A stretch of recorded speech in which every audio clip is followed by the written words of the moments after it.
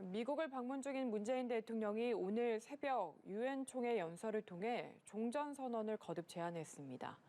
남북미 3국 또는 중국까지 4개국이 참여해 종전선언을 시작으로 평화협력의 한반도 모델을 만들어가자고 했는데요. 워싱턴 연결해서 자세한 내용 알아보겠습니다. 이경희 특파원. 네, 문재인 대통령의 5번째 임기 마지막 유엔 총회 연설의 핵심 키워드도 역시 한반도 평화였습니다.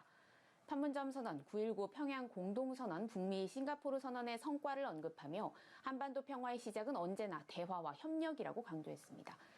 그러면서 종전선언을 거듭 제안했는데요. 종전선언이야말로 한반도에서 화해와 협력의 새로운 질서를 만드는 중요한 출발점이 될 것이라면서 국제사회의 협력을 촉구했습니다. 남북미 3자 또는 남북미 중 4자가 모여 한반도에서의 전쟁이 종료되었음을 함께 선언하길 제안합니다. 한국전쟁 당사국들이 모여 종전선언을 이뤄낼 때 비핵화의 불가역적인 진전과 함께 완전한 평화가 시작될 수 있다고 믿습니다.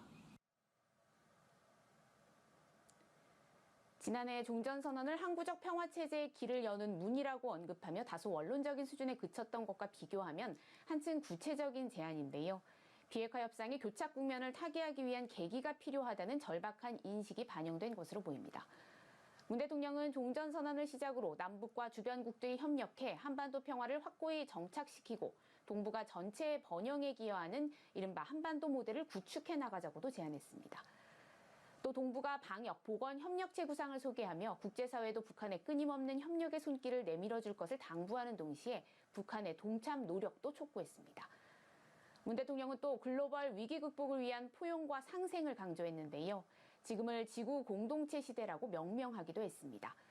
코로나 팬데믹과 기후변화 등 당면한 위기 극복을 위해서는 경계를 허물어야 한다면서 연대 협력에 한국이 앞장서겠다고도 약속했습니다.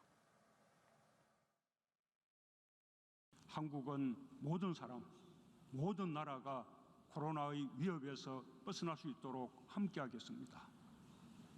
코백스의 2억 불을 공유하기로 한 약속을 이행하고 글로벌 백신 생산 허브의 한 축을 맡아 코로나 백신의 공평하고 빠른 보급을 위해 힘쓸 것입니다. 지속가능한 발전과 기후위기 대응을 위한 우리 정부의 실천 노력을 상세히 전한 문 대통령은 인류의 새로운 여정에 모두가 함께하자고 당부하는 것으로 연설을 끝마쳤습니다. 네, 그리고 조 바이든 미국 대통령도 취임 후 처음으로 유엔 총회에서 연설을 했는데 역시 한반도 평화를 위한 외교적 노력을 언급했죠.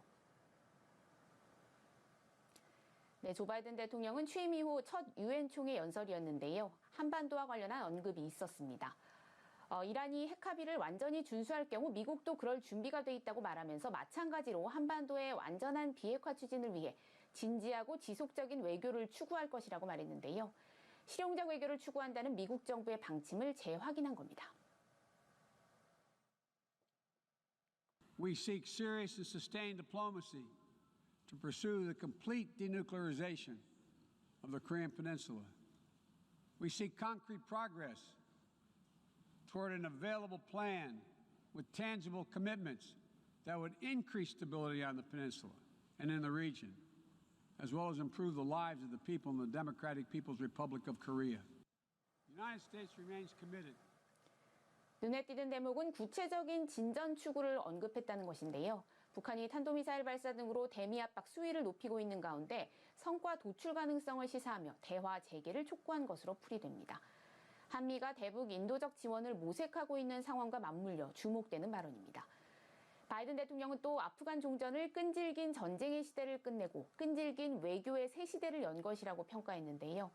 군사력은 최후의 수단이 돼야 하고 해외에서 분명하고 달성 가능한 군사 임무에만 관여할 것이라면서 글로벌 문제를 해결하기 위해 전 세계 파트너와의 협력, 특히 유엔과 같은 국제기구 내 협력이 중요하다고 강조했습니다. 미국 우선주의를 내세워 고립주의 성향을 보인 도널드 트럼프 전 행정부와의 결별을 유엔 연설에서 다시 한번 공언한 셈입니다. 바이든 대통령은 중국이라는 단어를 사용하진 않았지만 미국이 초점을 인도태평양 같은 지역으로 옮기고 있다며 외교안보 역량을 중국 견제에 집중하겠다는 의지도 재확인했습니다. 다만 신냉전을 추구하지는 않는다는 점을 분명히 하면서 미국은 다른 분야에서 이견이 있다 해도 공동과제의 평화적 해결을 추구하는 어떤 나라와도 협력할 준비가 돼 있다고 강조했습니다. 지금까지 워싱턴에서 전해드렸습니다.